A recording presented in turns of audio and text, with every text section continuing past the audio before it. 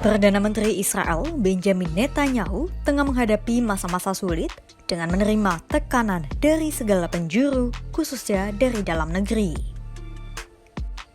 Pasalnya, selama 2 hari berturut-turut, sejak Sabtu 6 Juli 2024, demo besar-besaran pecah di ibu kota Israel, Tel Aviv. Sebanyak 176.000 warga Israel menuntut agar Perdana Menteri Benjamin Netanyahu segera menekan kesepakatan gencatan senjata. Mereka memberi 2 pilihan, membebaskan sandera Hamas lewat gencatan senjata atau mundur dari jabatannya. Tak hanya dari warganya, sejumlah pejabat tinggi militer pun turut menyuarakan hal yang sama.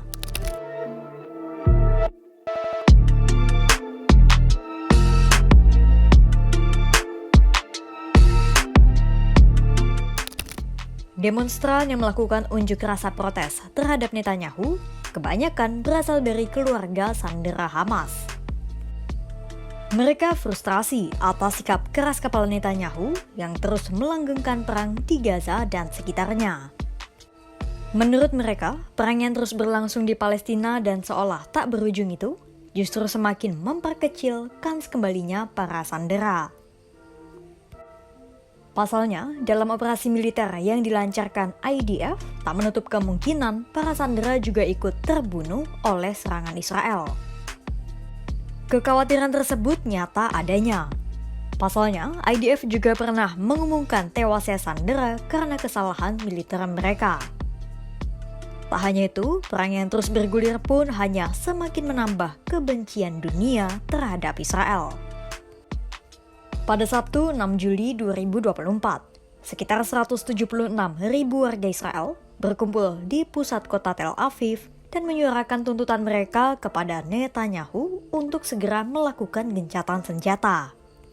I don't know. I really hope that there will be. This is the right time. The IDF wants an agreement. The Shabak wants an agreement. The Mossad wants an agreement. The people of Israel want an agreement. Everybody wants this agreement. Hamas now wants the agreement. It's everybody wants the agreement. We should have this agreement. We are here to urge this agreement, and we want it to happen now. The only one that avoid any ceasefire is our Prime Minister.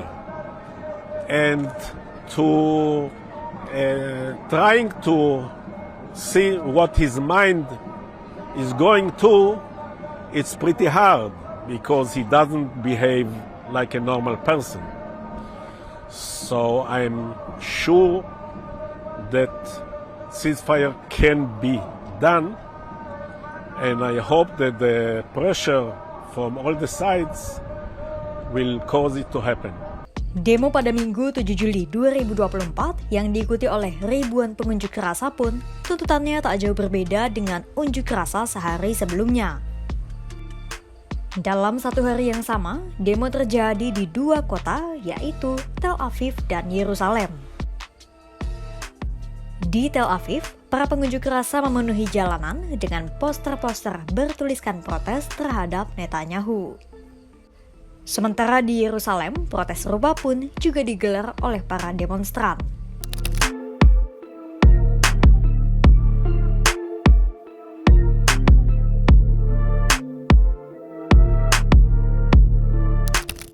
Tak hanya dari warga, tuntutan yang sama pun turut dikumandangkan oleh para petinggi militer, termasuk Menteri Pertahanan Israel Yoav Gallant. Pada 7 Juli 2024, Gallant menyatakan harapannya atas dilakukannya kesepakatan gencatan senjata di Palestina agar para sandera bisa kembali.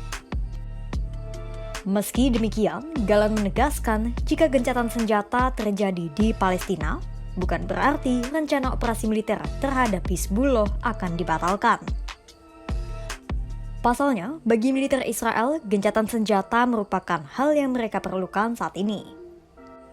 Pertama, di kondisi militer Israel saat ini tidak memungkinkan bagi mereka memerangi Hamas dan Hizbullah secara bersamaan.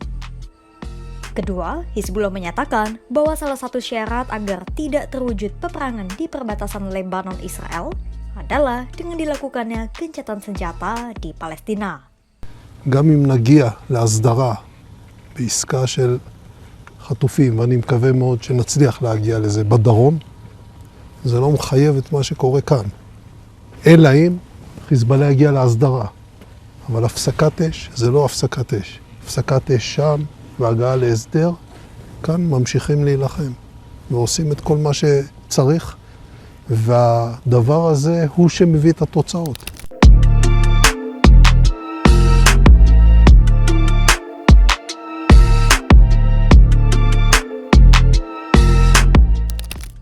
Ada sejumlah alasan mengapa Netanyahu seolah menutup telinga dan matanya dan tak kunjung melakukan gencatan senjata.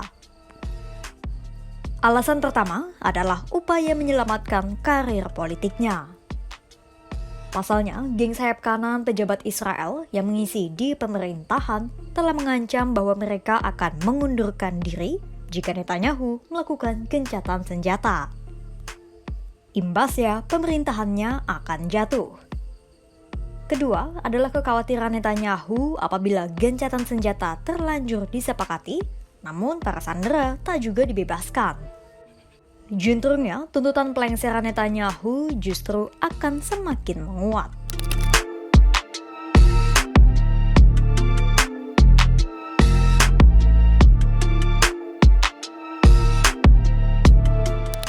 Meski demikian, sebuah langkah kecil telah diambil oleh kedua pihak, baik Israel maupun Hamas.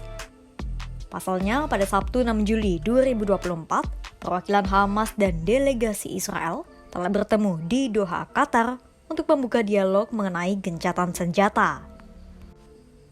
Pembicaraan itu kembali dibuka setelah Hamas menyerahkan revisi laporan.